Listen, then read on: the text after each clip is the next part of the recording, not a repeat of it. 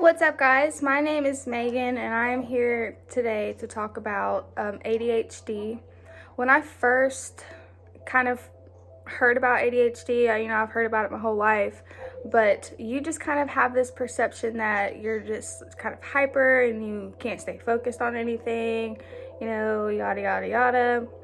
Well, like as I got older, like as an adult, I'll be at work and, my mind drifts off and I can't really stay focused on anything.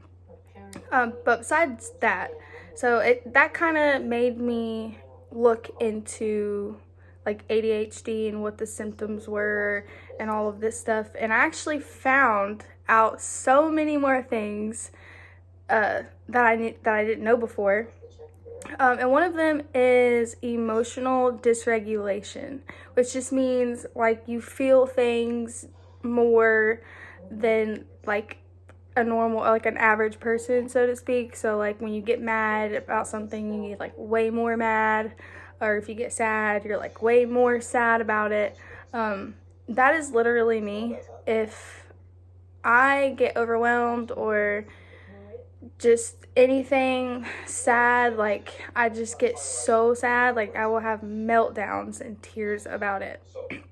And then kind of another thing that has come along with ADHD is rejection sensitivity dysphoria, which I did not know was a thing until I started researching about ADHD.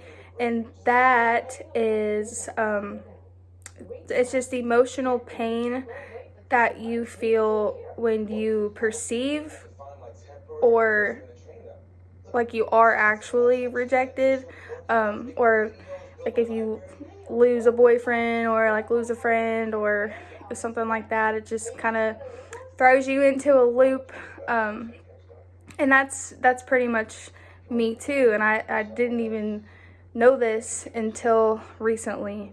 It's like if I send somebody that I'm dating like a sweet text and they like don't respond to it or don't respond in the way that like I want them to, like I feel rejected, so to speak. Like they don't love me that much, or they don't care about me like as much as I care about them. And then I just think about like, well, they said this yesterday or acted like this last night, and then it just throws me in like this whole loop of like, did I do something, or yada yada yada.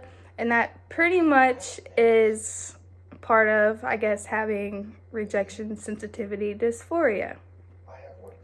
I didn't know any of this. And then like knowing what I know now about ADHD, just in general, the feelings of like feeling like you're on a deadline, like you're not where you want to be at in your life, like you've fallen short of, like you have to have everything right now. That's how I am with relationships. Like ADHD in relationships with me is like I fantasize the relationship. I try to make it perfect when it's not perfect. Move too fast in the relationship. And now looking back, knowing everything that I know about ADHD, it makes sense. It all makes sense for why I have done these things in these relationships, and I have put unnecessary pressure, so to speak, on people I've dated. Because like for me, I'm almost 28. I don't have any kids. I've never been married. So in my life, that feels like I am on a deadline. Like I am a woman. I don't have that much time to get these things done in my life, and it is honestly so overwhelming. And you think that like it shouldn't be, and I shouldn't be thinking about these things, but I do feel as if like I've fallen short in my life. I haven't accomplished what I should have accomplished by now, and that's actually didn't know that was a symptom of ADHD. And I think people kind of get these kinds of feelings that they have about themselves mixed up with maybe like depression or anxiety. And, you know, it very well could be those things and not ADHD.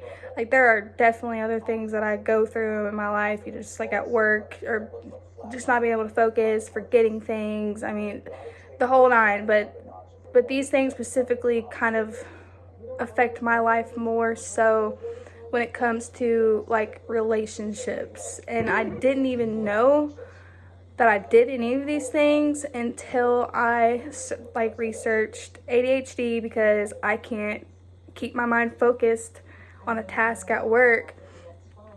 So if you're just like watching this and you're just like, hey, I've done these things to, you know, to my boyfriend or my girlfriend or whatever, you know, do more research about emotional dysregulation or rejection sensitivity dysphoria. You very well could be dealing with, you know, ADHD and not even know it. Anyway, thank you guys for watching. I hope you subscribe and like the video, and I'll be making more because I gotta keep my mind busy somehow.